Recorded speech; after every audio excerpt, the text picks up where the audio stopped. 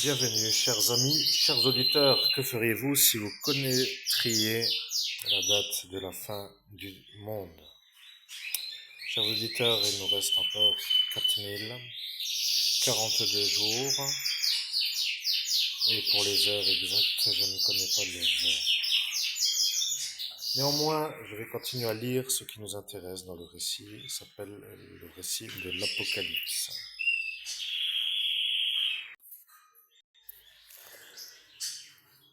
Ils usurpent la qualité de juifs, les menteurs. Oui.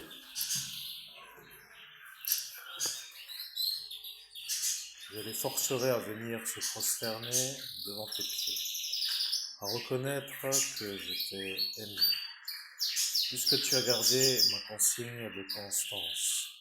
À mon tour, je te garderai de l'heure de l'épreuve qui va fondre sur le monde entier, pour éprouver les habitants de la terre. Mon retour est proche. Tiens ferme ce que tu as pour que nul ne ravisse ta couronne. Le vainqueur, je le ferai colonne dans le temple de mon Dieu. Il n'en sortira plus jamais.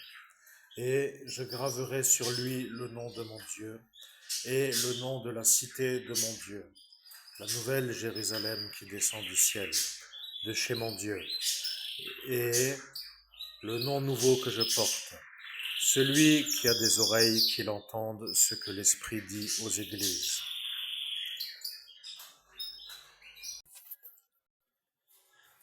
À l'ange de l'église de Laodicée écrit, ainsi parle l'Amen, le témoin fidèle et vrai, le principe de la création de Dieu. Je connais ta conduite, tu n'es ni froid ni chaud. Que n'es-tu l'un ou l'autre? Ainsi, puisque te voilà tiède, ni chaud ni froid, je vais te vomir de ma bouche. Tu t'imagines, me voilà riche, je me suis enrichi, et je n'ai besoin de rien. Mais tu ne le vois donc pas. C'est toi qui es malheureux, pitoyable, pauvre, aveugle et nu. Aussi suis donc mon conseil. Achète chez moi de l'or purifié au feu pour t'enrichir, des habits blancs pour t'en revêtir et cacher la honte de ta nudité, un collier enfin pour t'en oindre les yeux et recouvrer la vue. Ce que j'aime, je les sermonne.